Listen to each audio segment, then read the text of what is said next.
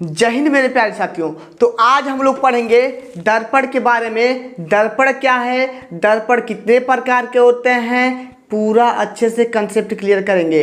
और आपको दर्पण में मेरा पूरा रूम दिख रहा होगा।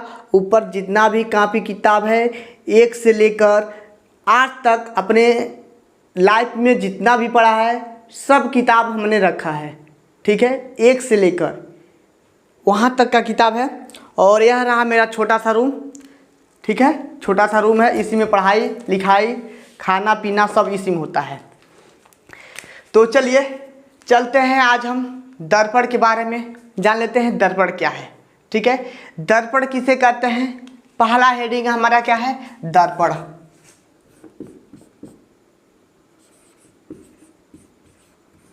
दर्पण, दर्पण क्या है, तो समान भाषा में आप लोग क्या बोल सकते हैं, गांव देहात की भाषा में क्या बोलोगे, चेहरा को देखने के लिए दर्पण का प्रयोग करते हैं, उसे ही दर्पण कहते हैं, ठीक है। ऐसे कहोगे, ऐसे नहीं। फिजिक्स के भाषा में बोलो तो फिजिक्स क्या कहता है, किसी कांच, कांच के मतलब क्या, शीशा। कोई शीशा है आर पार दिखाई दे रहा है, कोई शीशा है क्या है, आर पार दिखाई दे रहा है। तो किसी कांच के एक पृष्ठ को, ठीक है, देखिए किसी कांच के एक पृष्ठ को, ठीक है, किसी कांच के एक पृष्ठ को पॉलिश कर देने से दूसरा तल परावर्तक तल बनाने की क्रिया को क्या कहते हैं, दर्पण कहते हैं। तो किसी कांच के एक तल को पॉलिश करके, किसी कांच के एक तल को पॉलिश करके दूसरा तल परावर्तक तल बनाने की क्रिया को क्या कहते हैं, दर्पण कहते हैं। आई होप कि आप लोग समझ गए होंगे। एक बार और समझाना चाहेंगे, ध्यान से सुनिएगा। दर्पण क्या है, तो दर्पण क्या है, तो किसी कांच के, क्या है, किसी कांच यानी कि ग्लास, ठीक है, किसी कांच के एक तल को पॉलिश करके, कलई करके, पोताई करके, माटी से लेवर के, ऐसे समझो, ठीक है। किसी भी प्रकार से उसके एक तल को क्या किया जाता है, रंगाई किया जाता है।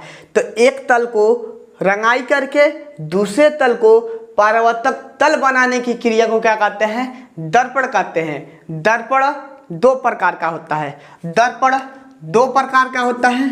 पहला समतल दर्पण, दूसरा गोली दर्पण, ठीक है, गोली दर्पण। तो गोली दर्पण क्या है,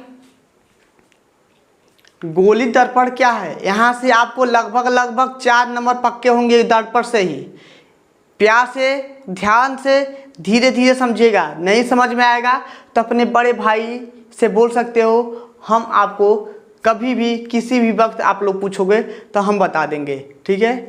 तो चलते हैं, दर्पण आपका हो गया। अब हम चलते हैं समतल दर्पण की तरफ। समतल दर्पण क्या है, समतल दर्पण। समतल दर्पण क्या है, तो समतल दर्पण का प्रयोग हम अपने घरों में आसानी से कर लेते हैं, ठीक है। समतल दर्पण का प्रयोग हम लोग अपने घरों में चेहरा देखने के लिए करते हैं। तो ऐसे नहीं ना कहोगे, इसका मतलब इसका परिभाषा तो ऐसे होगा नहीं।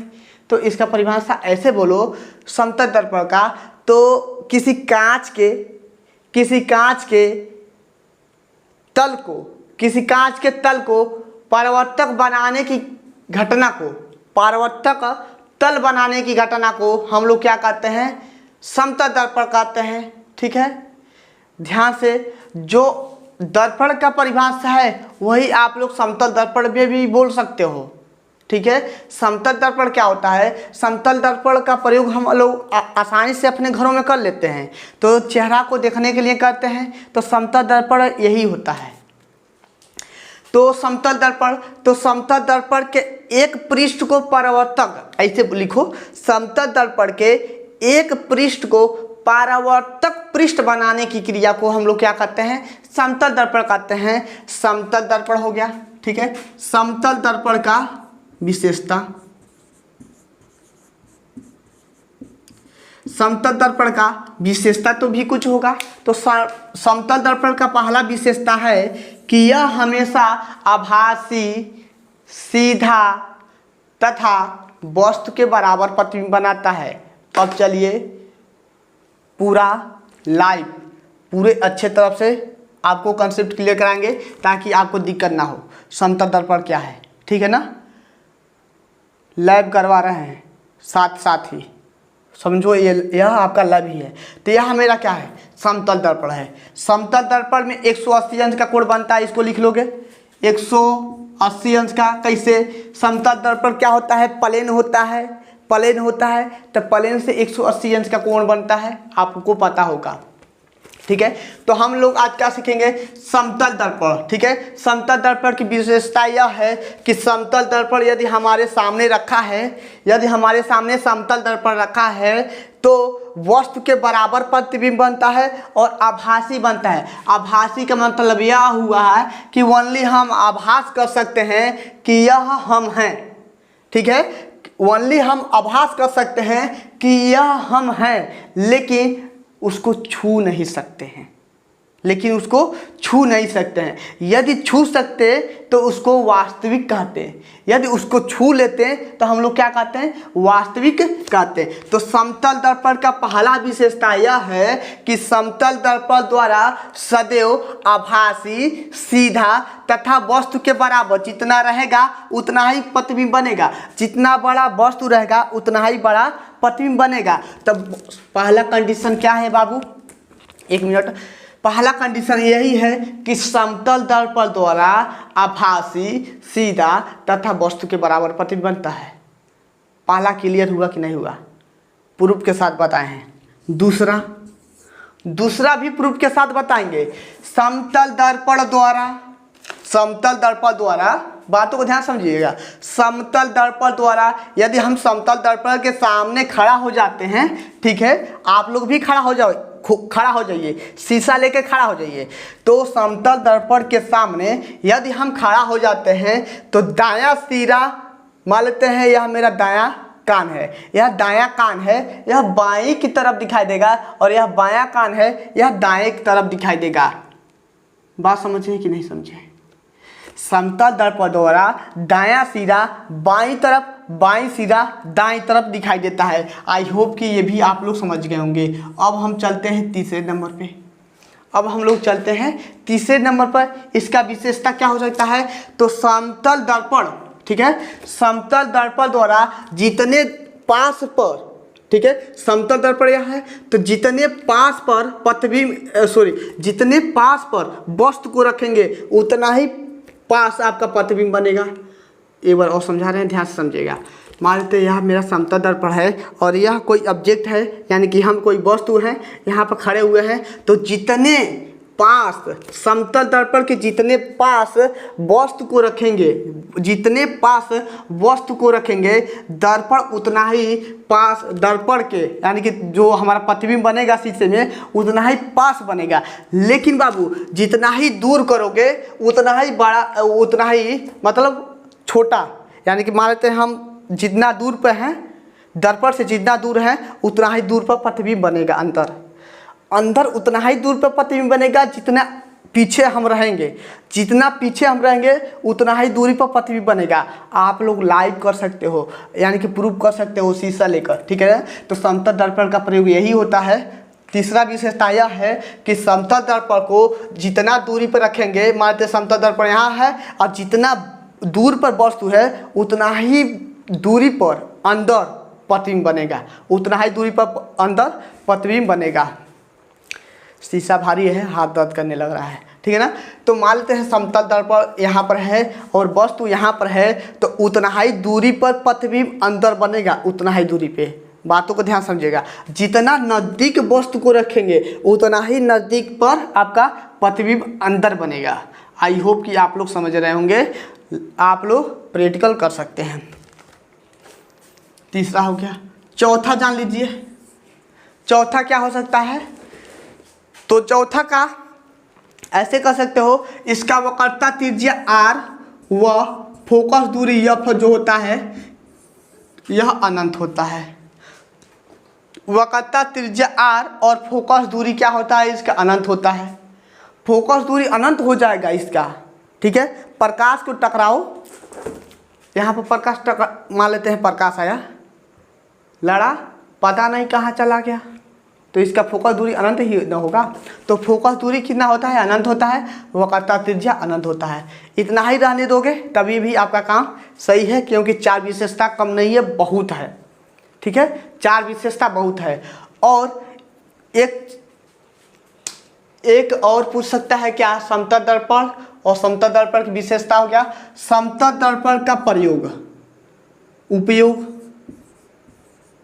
समतल दर्पण का उपयोग। तो समतल दर्पण का उपयोग में पहला लिखते हैं, समतल दर्पण का प्रयोग हम लोग क्या करते हैं, कहाँ पर करते हैं। समतल दर्पण का प्रयोग हम लोग अपने घरों में अपना चेहरा को देखने के लिए करते हैं। समतल दर्पण का उपयोग हम लोग अपने घरों में प्रतिदिन अपने चेहरा को देखने के लिए करते हैं। दूसरा क्या हो सकता है, कि बड़े बड़े डिजाइन मंदिरों में, ठीक है, वह मंदिरों में भी इसका प्रयोग किया जाता है समतल दर्पण का।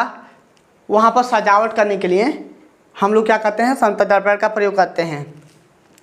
और इसमें पांचवा में लिख सकते हो, पांचवा में कि समतल दर्पण का प्रयोग हम लोग क्या करते हैं, हजामत करने के लिए भी करते हैं। ऐसे भी कर सकते हो, समतल दर्पण में हजामत करने के लिए भी करते हैं।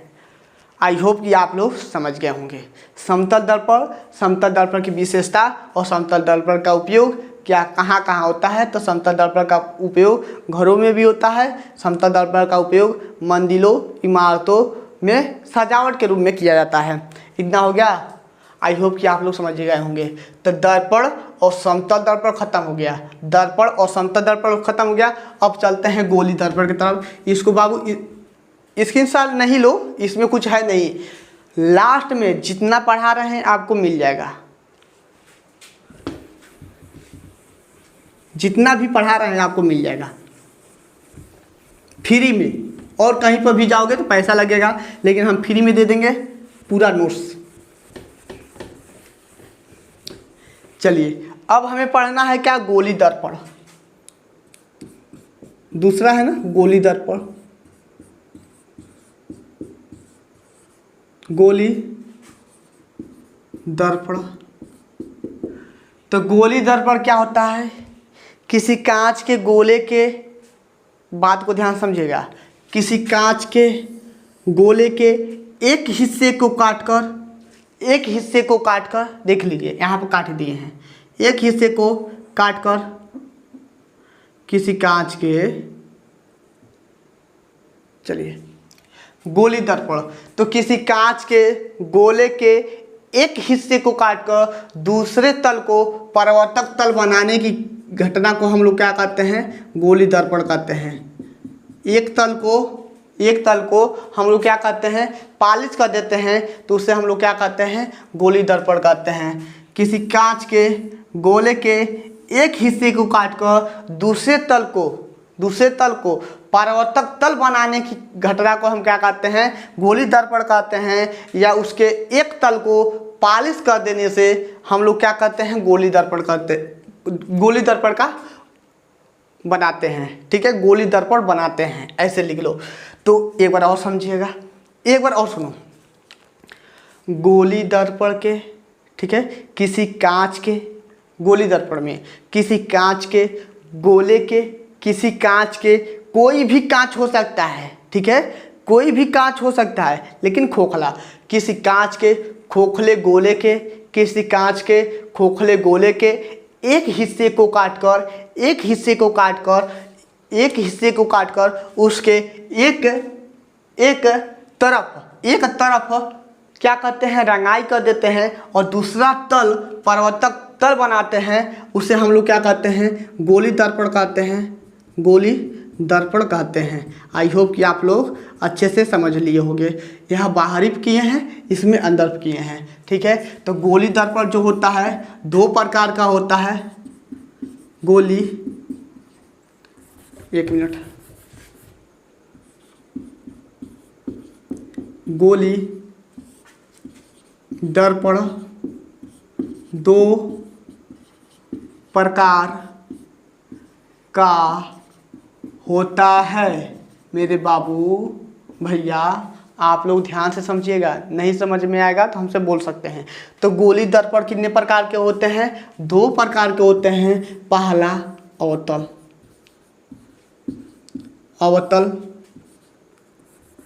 दर्पण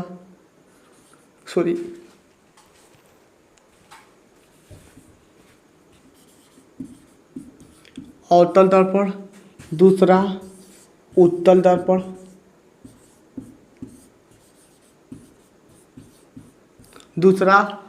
दर्पण। तो अब चलते हैं हम अवतल दर्पण की तरफ। गोली दर्पण हो गया, किसी कांच के खोखले गोले के एक हिस्से को काटकर दूसरे तल को परावर्तक तल बनाने की घटना को गोली दर्पण कहते हैं। गोली दर्पण दो प्रकार के होते हैं, अवतल दर्पण और उत्तल दर्पण। अवतल दर्पण किसे कहते हैं? हेडिंग डालते हैं, अवतल दर्पण। अवतल दर्पण किसे कहते हैं? अवतल दर्पण किसे कहते हैं? तो मान लेते हैं मेरे बाबू, हम क्या कहते हैं, गोली के किसी कांच के खोखले के एक हिस्से को काटते हैं और तो हमारा गोली दर्पण बनता है। तो किधर पालिश करेंगे तो आपका अवतल दर्पण बनेगा। तो उभरे हुए भाग पर पालिश कर देने से गोली दर्पण के, बातों को ध्यान समझिएगा, गोली दर्पण के उभरे हुए भाग पर पालिश कर देने से हमारा क्या बनता है? अवतल दर्पण बनता है। यह मेरा M1 हो गया और यह मेरा M2 हो गया। गोली दर्पण के उभरे हुए भाग को पालिश कर देने से अवतल दर्पण बन जाता है। मेरे प्यारे साथियों, आई होप कि आप लोग समझ गए होंगे। ठीक है, गोली दर्पण के उभरे हुए भाग पर पालिश कर देने से, उभरा हुआ भाग है ना, तो उभरे हुए भाग पर पालिश कर देने से अवतल दर्पण बनता है। एक बार और बोल रहे हैं, ध्यान से सुनिएगा। अवतल दर्पण गोली दर्पण के उभरे हुए भाग पर पालिश कर देने से अवतल दर्पण बनता है। आई होप कि आप लोग समझ गए होंगे। अवतल दर्पण बनता है। तो अवतल दर्पण का विशेषता भी होगा। अब यहाँ पर लिख देते हैं, या इसका चित्र हो गया, उसके बाद से विशेषता। अवतल दर्पण की विशेषता। ठीक है, अवतल दर्पण की विशेषता क्या है? ठीक है, अवतल दर्पण का विशेषता यही है कि अवतल दर्पण का प्रयोग लिख लो। ठीक है, अवतल दर्पण का प्रयोग, विशेषता मत लिखो, प्रयोग लिख लो। अवतल दर्पण का प्रयोग या उपयोग। ठीक है, उपयोग। अवतल दर्पण का प्रयोग या उपयोग। अवतल दर्पण का प्रयोग कहाँ करते हैं या उपयोग कहाँ करते हैं, पूछ सकता है।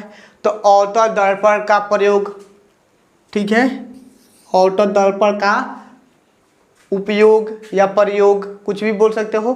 तो अवतल दर्पण का प्रयोग हम लोग आँख, ठीक है, आँख, नाक, कान, मुंह, जीभ, दांत आदि आंतरिक भाग के निरीक्षण के लिए किया जाता है।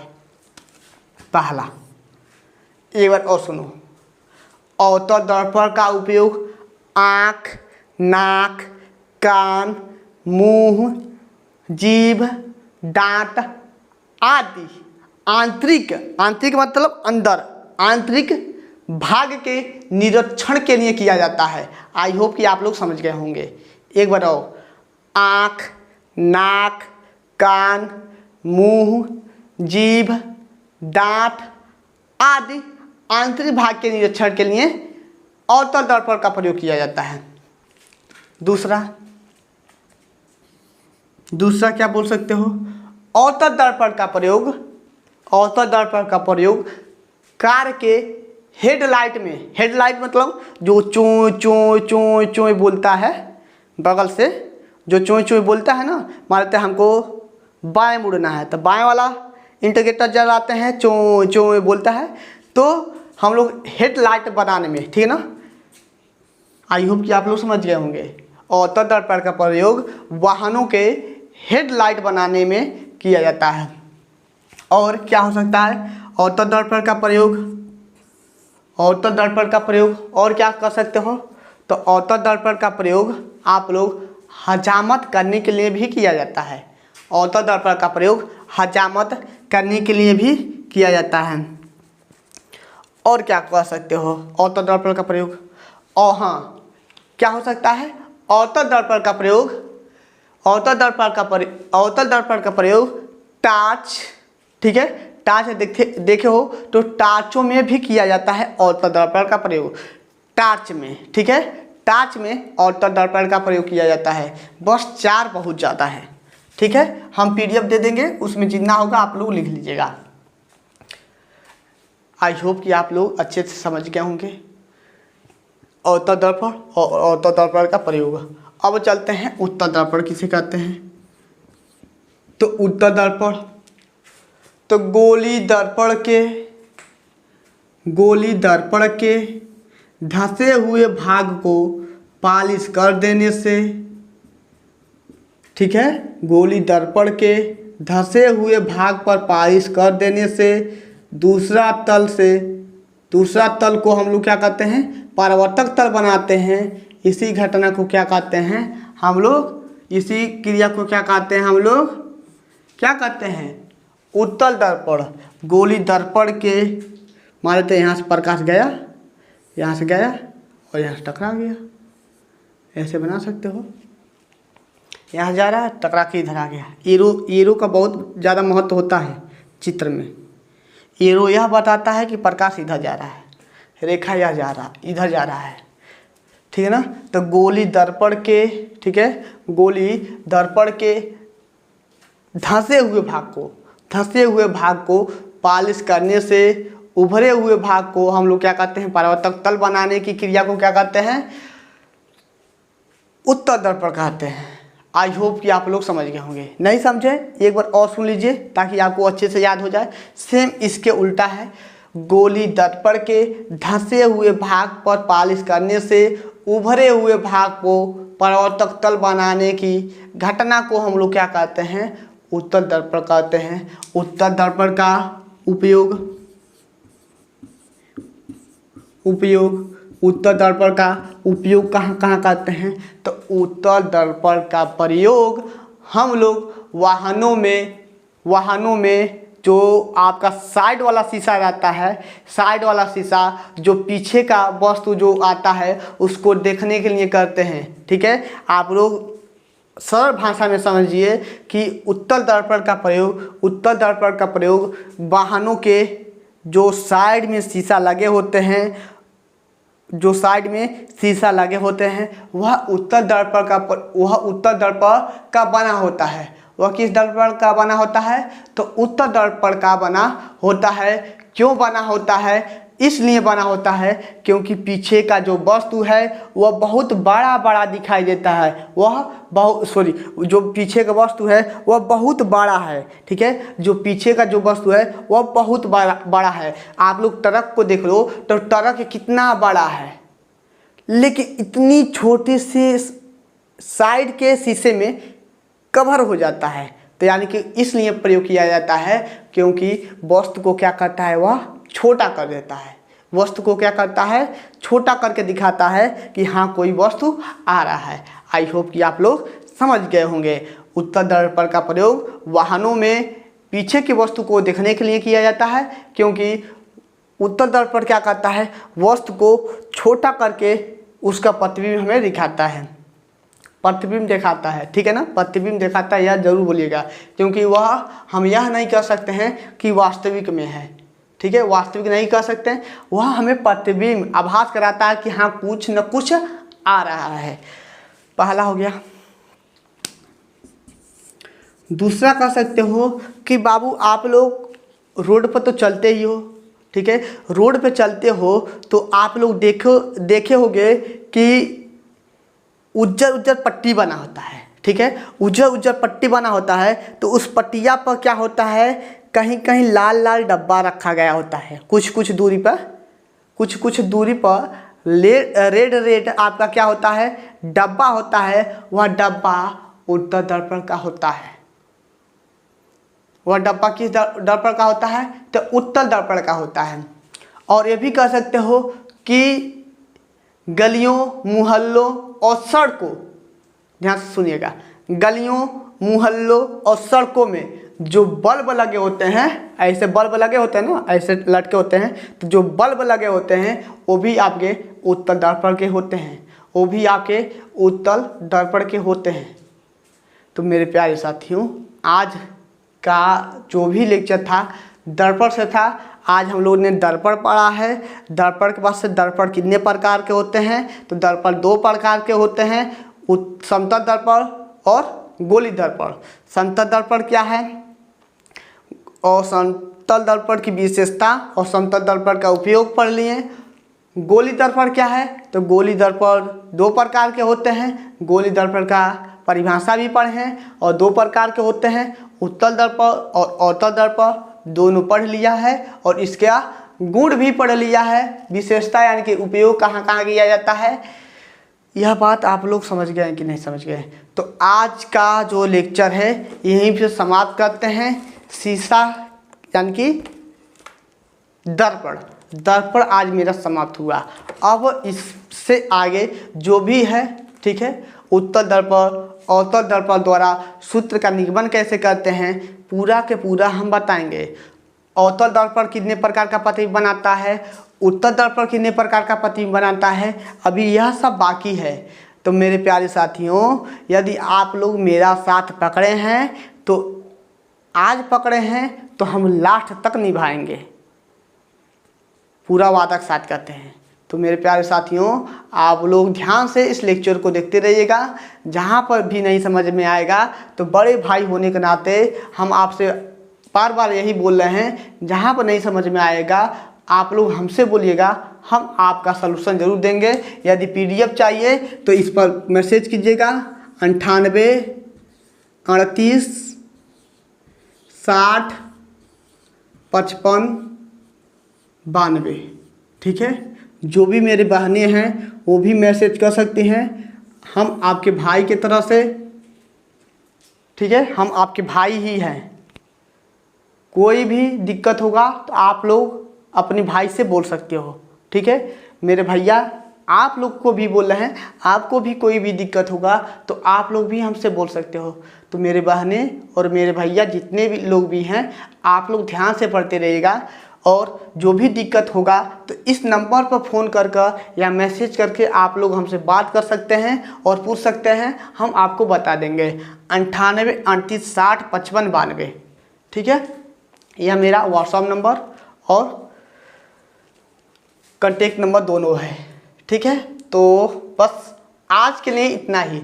और जितना भी पढ़ाए हैं अब आपको स्लाइड पर दिख रहा होगा, ठीक है, स्लाइड पर दिख रहा होगा। इसको क्या कीजिएगा, अच्छे से स्क्रीनशॉट ले लीजिएगा। स्क्रीनशॉट लेने के बाद से आप लोग कॉपी में अच्छे से लिख लीजिएगा।